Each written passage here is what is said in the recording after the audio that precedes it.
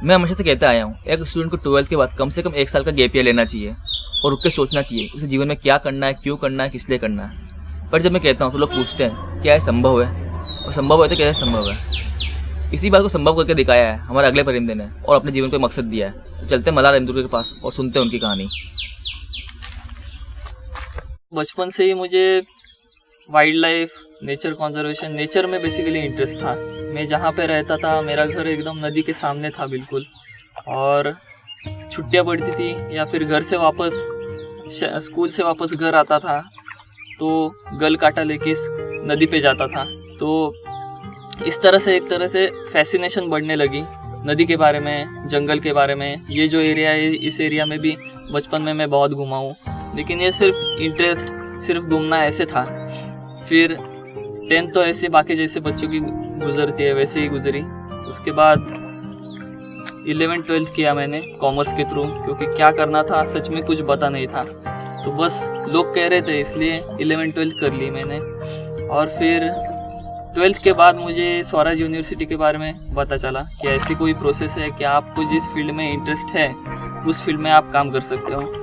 और वहाँ पे जाके मुझे सच में बोल सकते हो कि विजडम मिला कि एक तो पता है कि नेचर में घूमना ये तो सभी को पसंद है, लेकिन मैं जहाँ पे रहता हूँ उस नदी में, उस खाड़ी में ये इश्यूज़ है कि MIDC का पानी छोड़ा जाता है, केमिकल का पानी छोड़ा जाता है। उसके वजह से इतनी स्पेशीज़ एक्सटिंक्ट हो गए हैं और यहाँ के मछुआरे भी बहुत भुगत रहे हैं उसके वजह से। अभी आप जाओगे एक गांव में लगभग 90% पॉपुलेशन माइग्रेटेड है, तो ये किस वजह से, ये इशू को समझना, ये इस फील्ड में उतरना चाहता था मैं। फिर मैंने मेंटरशिप्स अपने घर में बिताई। मैंने शुरुआत की पहली जो मेंटरशिप थी वो पहाड़ में जो धनगर समाज है उनके साथ, उनके घर में जाकर मेंटरशिप की, वो कैसे जीते, उनका जीने का तरीका क्या है।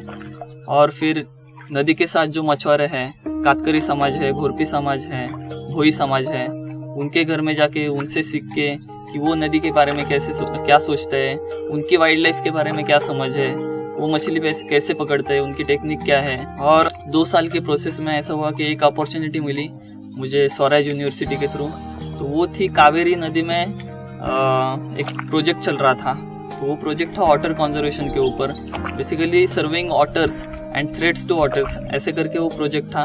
तो वहाँ पे मैंने वॉलंटियर किया 3 महीने के लिए, और फिर लगने लगा कि यही काम जो हमने कावेरी में किया था, क्यों ना ऐसा ही काम वाशिष्ठी नदी के ऊपर शुरू किया जाए। तो दाभोळ खाड़ी की बात करें तो बहुत भयानक परिस्थिति है, क्योंकि 10-15 साल पहले जो लोग बोलते हैं, यहाँ के जो मछुआरे बोलते हैं कि ऑटर्स इतने बड़ी तादाद में दिखते थे, हर रोज़ ऑलमोस्ट ऑटर्स दिखते थे, तो अब ऐसा हो रहा है कि महीने में या 2 महीने में एक बार दिख रहे हैं। तो उनकी पॉसिबिलिटी, इसको हम ऑक्यूपेंसी बोलते हैं, वो बहुत कम हो गई है। और नदी के लिए ऑटर्स तो ज़रूरी है ही, क्योंकि नदी में जो भी डिसीज़ आता है मछलियों में, तो वीक जो फिश है उसको खा के ये डिसीज़ एलिमिनेट करता है ऑटर्स।